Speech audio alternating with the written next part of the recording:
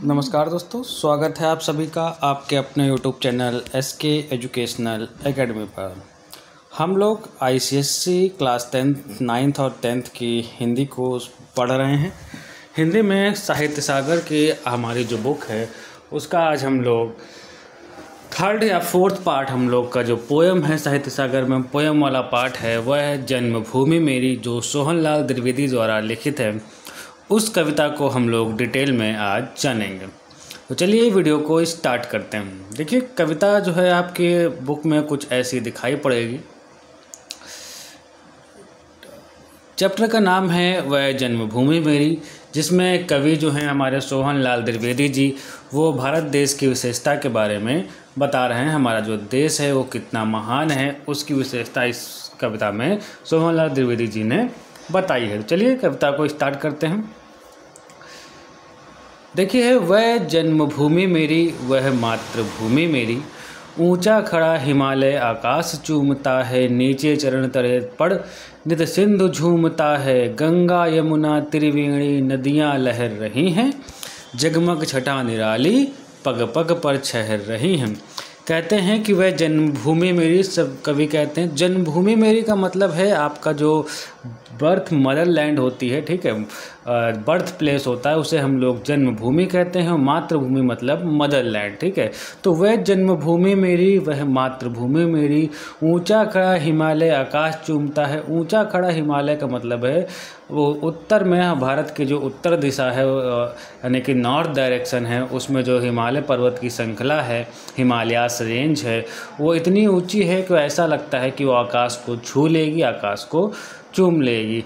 नीचे चरण तड़े पर नित सिंधु झूमता है। नीचे चरण यानी कि जो साउथ डायरेक्शन है, दक्षिण दिशा है, उसमें जो हिंद सागर बहता है, सिंधु मतलब होता है समुद्र, हिंद महासागर बह रहा है, उसमें जो है ऐसा लगता है कि भारत माता के चरणों को वो चूमता हुआ, उसके पैरों को धोता हुआ जा रहा है। ऐसा लग रहा हो जैसे भारत माता के पैर छू रहा हो वो समुद्र हमारा।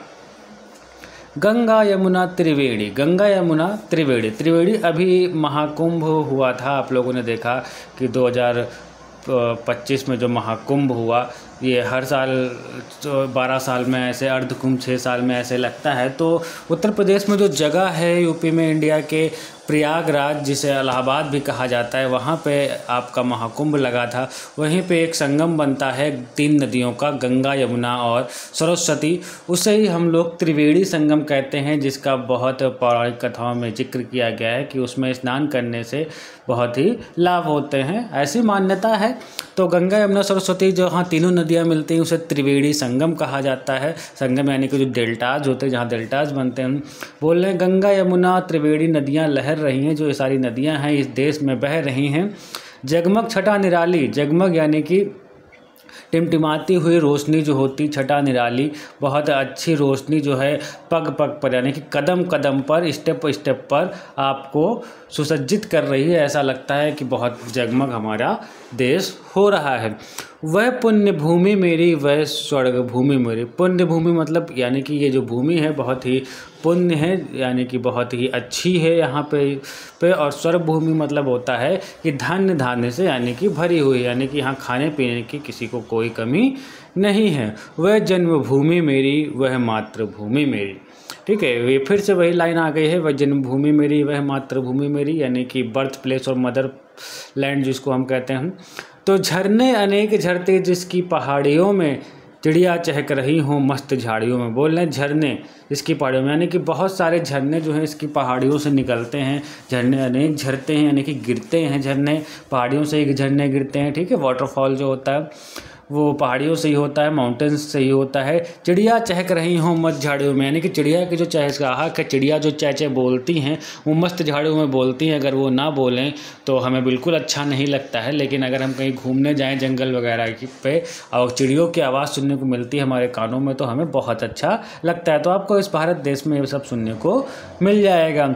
अमराइयाँ घनी है कोयल पुकारती है। अमराइयाँ मतलब होता है आम के पेड़, आम के जो बाग होते हैं, गर्मियों के सीज़न में आम आते हैं इंडिया में, तो अमराइयाँ घनी यानी कि जो बाग हैं, आम के बाग हैं बहुत सारे यहाँ पे हैं, जहाँ पे कोयल पुकारती यानी कि कोयल बोलती है। बहती मलय पवन है, तन मन संवारती है। बहती मलय, मलय जो है दक्षिण में एक माउंटेन का नाम है, पर्वत का नाम है, जो वहाँ पे बहुत सारे फूलों के पेड़ हैं जो बहुत खुशबू आती, तो वहाँ से जो हवा आ रही है, बोल रहे हैं यहाँ मलय का मतलब जो कविता में है वो स्मेल से है, खुशबू से है कि बहती मलय पवन, यानी कि हवा जो है बहुत ही सुगंधित हवा बह रही है।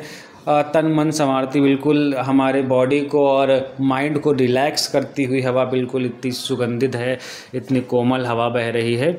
वह धर्मभूमि मेरी, वह कर्मभूमि मेरी, यानी कि यही हमारी धर्मभूमि है और यही हमारी कर्मभूमि है।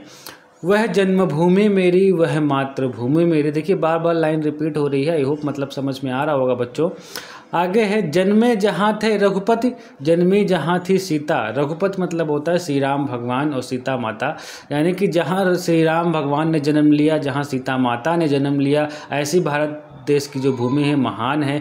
इस पंक्ति में जो है कवि भारत देश में महान पुरुषों के पैदा होने की चीज़ें बता रहे हैं कि उनके पैदा होने के क्या कारण थे, उन्होंने देश को क्या क्या सिखाया, क्या उनके उपदेश क्या थे। श्री कृष्ण ने सुनाई वंशी पुनीत गीता, यानी कि जो भगवान श्री कृष्ण थे वो भी यही भारत देश में जन्म लिया उन्होंने, और महाभारत युद्ध के दौरान उन्होंने गीता का उपदेश दिया, जो बहुत बड़ा उपदेश है, जिस पर अगर आप पूरी पढ़ लें कहते हैं तो आपका जीवन सफल हो जाएगा। गौतम ने जन्म लेकर जिसका सुयश बढ़ाया, गौतम यानी कि गौतम बुद्ध ने जो जन्म लेकर जिसका सुयश बढ़ाया, यानी कि जिसका मान बढ़ाया, प्रसिद्धि, फेम जिसको कहते हैं, सुयश मतलब होता है फेम, प्रसिद्धि, जिसका सुयश बढ़ाया, जग को दया दिखाई। इन लोगों ने जग को दया की भावना सिखाई और आगे बढ़ने का रास्ता दिखाया। जग को दिया दिखाया, दिया मतलब आगे रास्ता दिखाया, ठीक है। वह युद्ध भूमि मेरी, वह बुद्ध भूमि मेरी। यहाँ युद्ध भूमि इसलिए कहा गया क्योंकि यहाँ रामायण में भी युद्ध हुए और महाभारत का भी श्री कृष्ण काल में युद्ध हुआ, तो इसलिए इसे युद्ध भूमि भी कहा गया है। और बौद्ध भूमि इसलिए क्योंकि यहाँ गौतम बुद्ध ने जन्म लिया है। तो यह युद्ध भूमि मेरी, वह बौद्ध भूमि मेरी, इसलिए कह रहे हैं इसको। फिर वही लाइन है, वह जन्मभूमि मेरी, वह मातृभूमि मेरी। इसको जो कवि हैं सोहनलाल द्विवेदी जी हैं, यानी कि जो कविता है पूरी तरह से भारत देश की विशेषताओं को बता रही कि हमारा देश जो भारत है कितना महान है, और इसकी सारी विशेषताओं को अच्छे से आप लोग याद कर सकते हैं, पढ़ सकते हैं।